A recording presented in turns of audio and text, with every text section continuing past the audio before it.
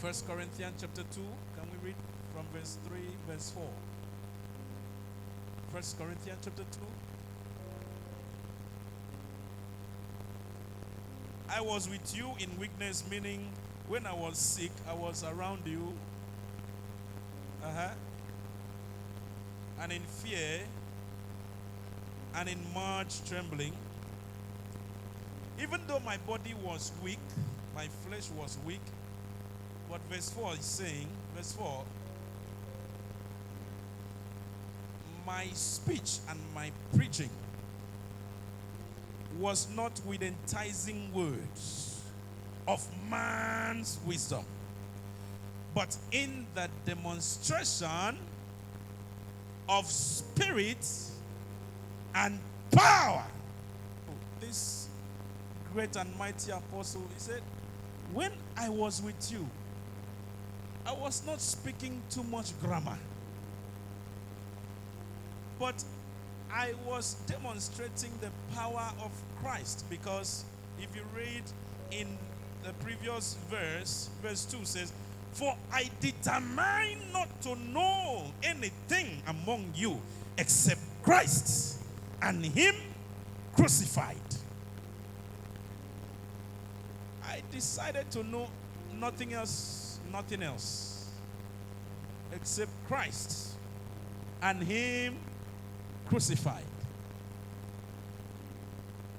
So there were doctrines upon doctrines, doctrines of baptism, doctrines of laying hands, doctrines of wear trouser, don't wear trouser, doctrines of tie your hair, don't tie your hair, doctrines of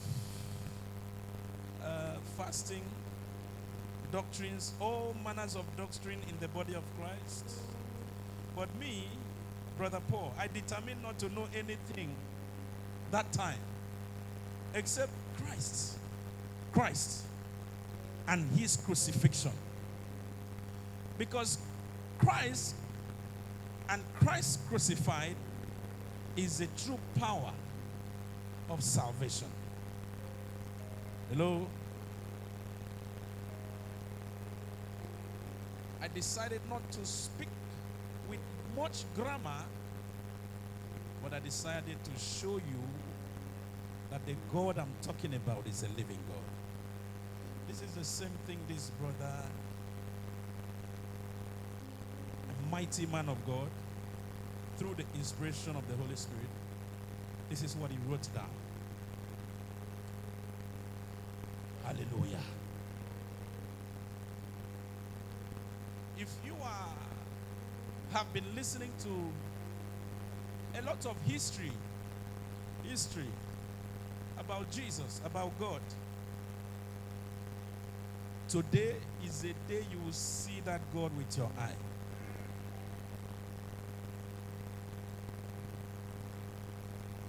You have been hearing of his wondrous saving power, how he delivered that man that was beside the pool for 38 years and had nobody. He had no connection. You read those wonderful stories? Are you with me? Are you with me? That same God will show himself unto you tonight.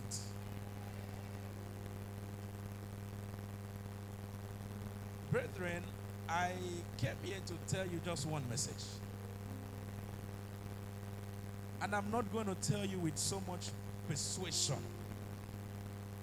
I came here to let you know that the God you have been praying to is a living God. He's living, powerful to serve, powerful to deliver, powerful to heal. God has every other power. He has the power to vengeance. He has power to punish. He has power. He has a lot of power. But his power, the one that made Christ to come, the one that made him hand over his only son to be crucified, was just one kind of power. It was his power to save. Listen. Power to save, power to heal, power to deliver. So as I'm talking to you now, God only, presently, he only has the power to save. Listen. There are other power of God that will be manifested in the later time. For example, his vengeance upon all sons and daughters of disobedience will be later be manifested. But right now, he has not manifested, and he is not manifesting, and he will not manifest that power right now until at his set time. Right now, the power that I am talking about is his power to save. Power to save. So you can boldly say that right now, in this dispensation, the only power God has is to save, is to deliver, and to heal. Listen. That's why you can have a physical enemy. Enemy that is looking for your trouble, is taking your name to Babalawo, doing this. The day if you report that enemy to God, the next thing God will do is to plan the salvation of that your enemy. Are you listening to me? You have an enemy taking your name to this shrine, trying to kill you. And then you go and pray. Father, this guy is trying to kill me. I have not done him anything. See my hand. As you report that brother to God, the next thing in the mind of God is how he will save and deliver that brother. Hello? You need to know this. It will help you know how to pray. Because normally your prayer will be, Father, kill him. Destroy him. He took my name to Babalawo. Kill him. This uncle, this is my uncle. Kill him. You fast and pray 8 days for this your uncle. The more you fast, the more God expands his saving grace. He wants to deliver that your uncle from the demon that is causing him, that is demon of hatred. Hello? So your intention is different from his own intention. That's why I'm sharing this message with you, because you need to know what is his own will. This is the will of God I'm sharing with you. It is not his will to kill that uncle, but his primary will, even if he can kill that uncle for you, his primary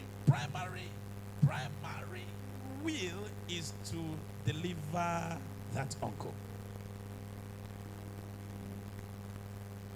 So he's more powerful to save, not to destroy, not to kill. So his power right now is to save, is to deliver. Hallelujah. You following me? So God has been in the business of saving his people, delivering his people.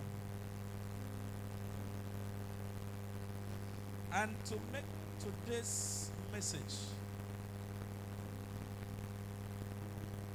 a living reality, what I'm telling you, to make today's a living reality, he is also here tonight to save, to heal, and to deliver. There are a lot of people that came to this church because of one problem, one issue or the other. And there are also some people that came here for, I don't know the right English to put it. Obvious reasons. Some people here, they came to actually receive from God. But there are also people here that came to test, to check, to test. Hallelujah. Either of you, whether you came to test, you came to try, I want to assure you that you end up going delivered, healed, saved, people here, specifically, they came here not with genuine intention. 2 people here.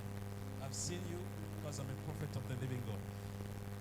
Before you step out of this place, I assure you, you will be delivered, saved, and healed.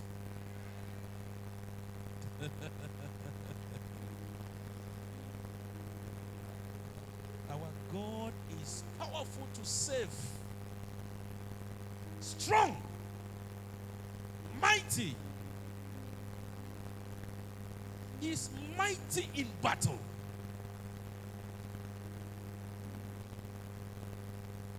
Now, if you believe what I'm saying, I would like to see you stand.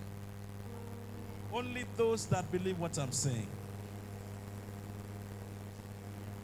Brethren, the God we serve is alive. He is not just alive, he is strong in power. Aro basiuko.